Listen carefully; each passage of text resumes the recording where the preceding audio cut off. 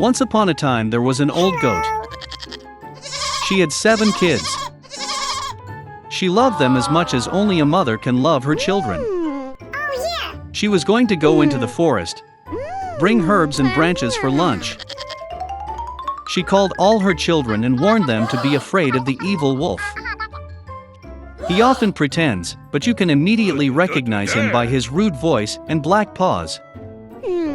The kids understood everything and assured their mother that they would be very careful. Okay. The old goat set off calmly. Little time has passed. Suddenly, someone knocked on the door and shouted in a rude voice that the kids should immediately open it. But the kids from the rough voice realized that it was a wolf.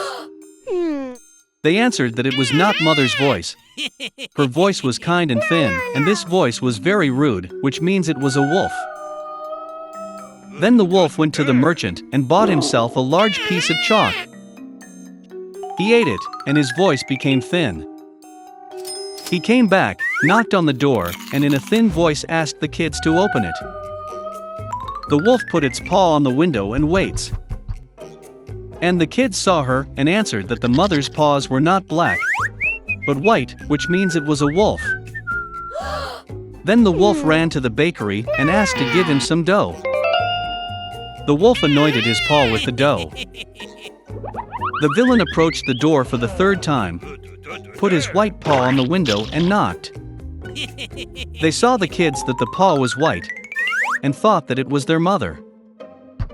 They opened the door, but there was a wolf in front of them. They got scared and began to scatter in all directions. One kid jumped under the table, another on the bed, the 3rd on the stove, the 4th into the kitchen, the 5th into the closet, the 6th under the sink, and the 7th hid in the grandfather clock. But the wolf found them all, opened its jaws and swallowed one by one. Only one thing he did not find: the youngest, who hid in the clock. Having eaten his fill, the wolf left. He stretched out on a green meadow under a tree and fell asleep. Soon an old goat came home from the forest. Oh, what did she see there? The door was wide open. The table, chairs, benches were overturned. The wash basin was broken. Pillows and blankets were thrown from the bed. She began to look for her children, but she could not find them anywhere. I called them by name, but no one answered. She went up to the clock, and in response there was a thin voice of the youngest kid. She took him out of there, and he said that a wolf came and ate everyone.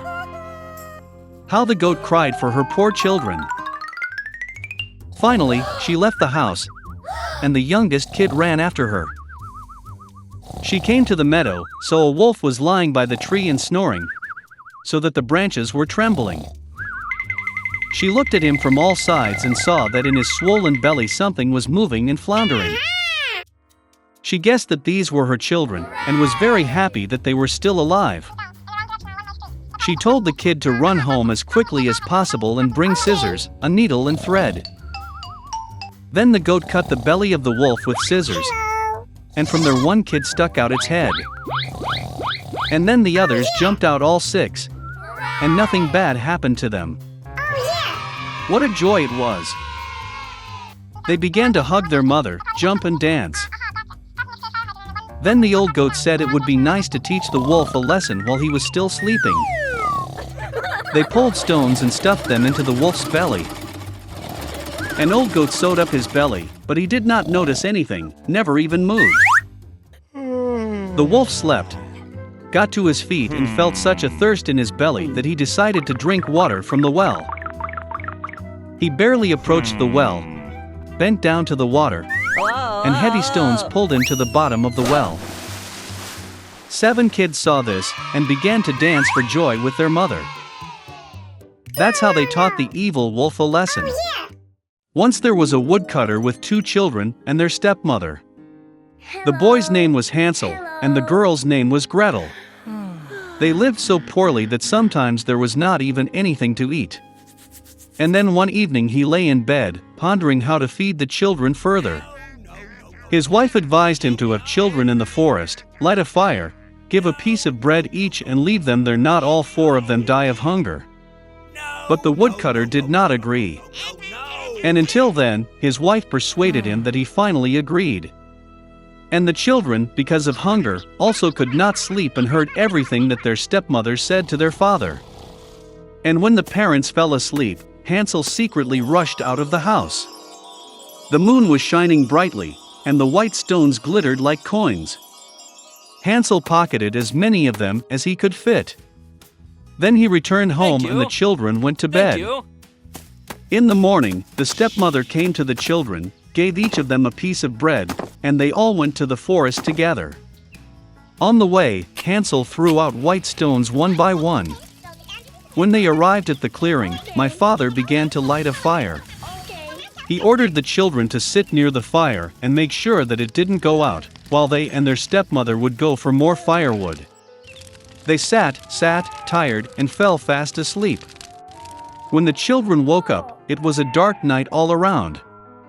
And when a full month had risen in the sky, Hansel took his sister by the hand and went, looking for the way through the pebbles, which glittered like new coins, and showed them the way. They walked all night long, and at dawn they came to their father's house. Some time passed. And the children again heard how the stepmother one night began to beg their father to get rid of the children. He refused, but his wife did not want to listen to him. She cursed and expressed all sorts of reproaches to him. When the parents fell asleep, Hansel, like the last time, wanted to collect stones, but the stepmother locked the door and the boy could not leave the house. Thank you. Early in the morning, the children were given a piece of bread each, even less than the previous time. On the way to the forest, Hansel shredded his piece in his pocket and threw the crumbs on the ground. The stepmother took them even further into the forest. Again a big fire was lit, and the father ordered the children to watch the fire while they and their stepmother chopped some more wood. When lunchtime came, Gretel shared her piece of bread with Hansel. And they fell asleep. We woke up when the dark night fell.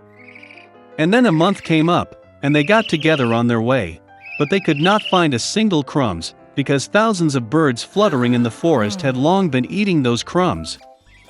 So the children walked for a very long time, but they could not get out of the forest. Suddenly, the road led them to the hut. Coming closer, the children saw that the house was all built of bread and biscuits, and the windows were made of pure sugar.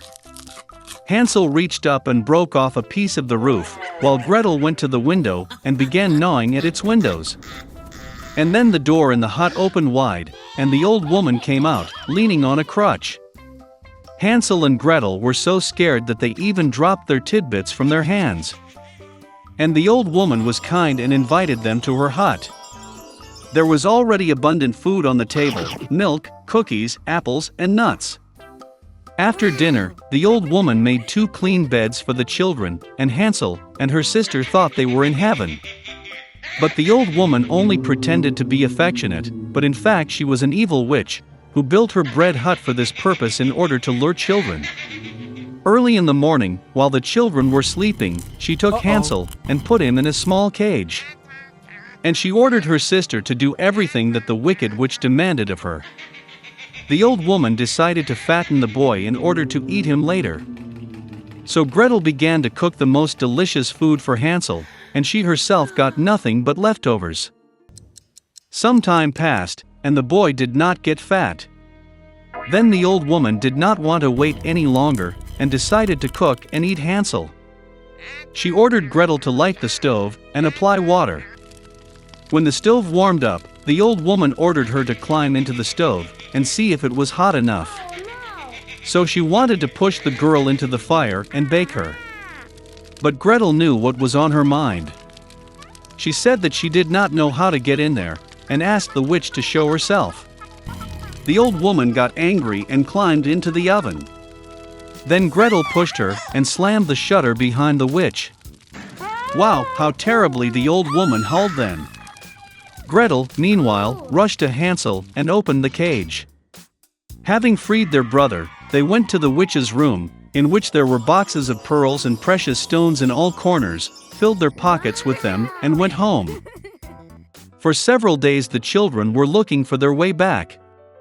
The forest seemed more and more familiar, and at last they saw their father's house in the distance.